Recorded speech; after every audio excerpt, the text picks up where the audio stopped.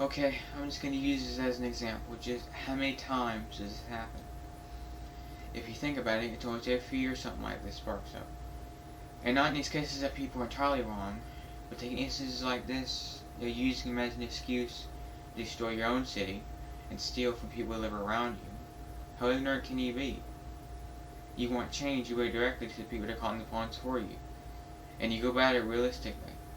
But in every one of these instances, it's played out.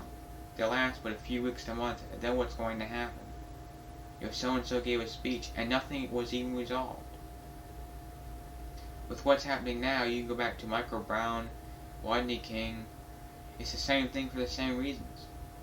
And in that case, it has nothing to do with moving the country forward. What it proves is the protesters do not even believe what they claim.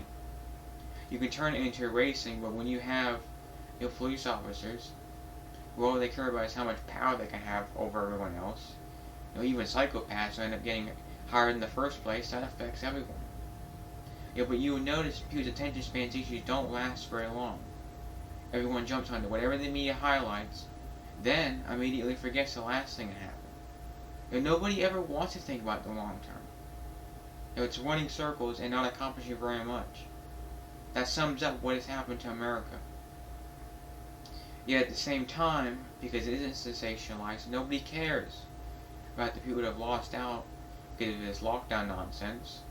There's no accountability held for that. These politicians and news reporters, they think they're the center of morality. You will hear, donate to help struggling businesses. But they just can't comprehend it's their own damn fault.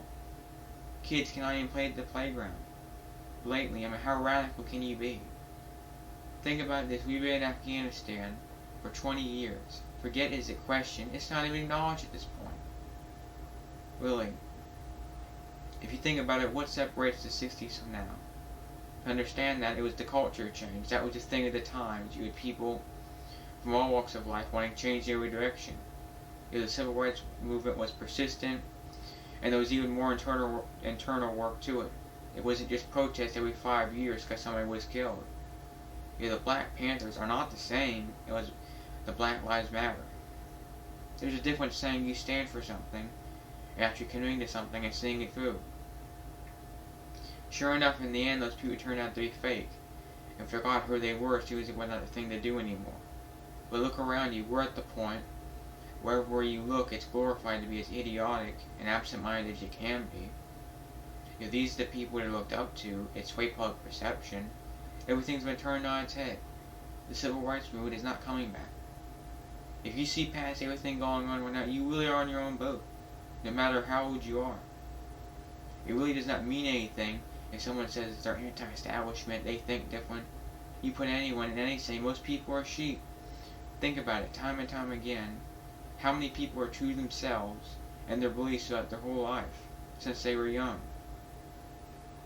If things like peer pressure do not exist, what it comes down to is, are you a follower, or you define yourself regardless of anything else going on around you? Some people will dedicate their whole lives to politics and whatever they believed in. How far did they move things ahead? Fundamentally, what really needs to happen in America is an actual democracy approach, and people having more of a say, instead of looking up to a bunch of elected bureaucrats and lawmakers who came from rich families, who went to college, and whose campaign was funded by outside interests to make decisions for you. That's why who you even vote for doesn't matter. What did Obama even accomplish? He was a throwaway. Before that, you had Bush. He was an idiot. You have Trump, who's good buddies with Kim Jong-un, who's a dictator. Do you expect him to be for the working class? Time goes by. How much actual progress have you seen? It's the same story. Where you live never changes, or the rich areas stay pristine. The historical poor areas deteriorate. Your broken sidewalks and roads. Look at public housing. Because they're not maintained and secure, they turn into dumps. Forget city budgets, it's entirely missing the point. You're living in a developed country, there is no justifying that. When it comes to politics, you look towards things of significance that have advanced, and what's going on around you. That's what matters, not some well put together speech. If we're at the point, and this is only going to get worse, if you're young, you're starting from nothing, everything costs so much, you see people around you working 2 jobs, making car payments, don't even own their own home, where it's easy to fall into debt. Poverty aside, what exactly does that resemble? Nobody ever wants to take a step back and see that. It's another instance of ignoring things till they blow up. Now, not that they're the greatest either.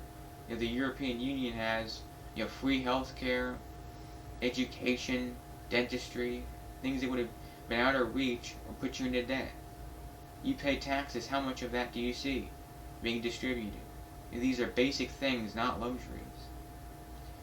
Influence is everything. It does not matter how you feel about the state of things. And when all you see is a bunch of crazy around you, there just comes a point. Change the things you realistically can, and move forward in other ways when you can't with your life.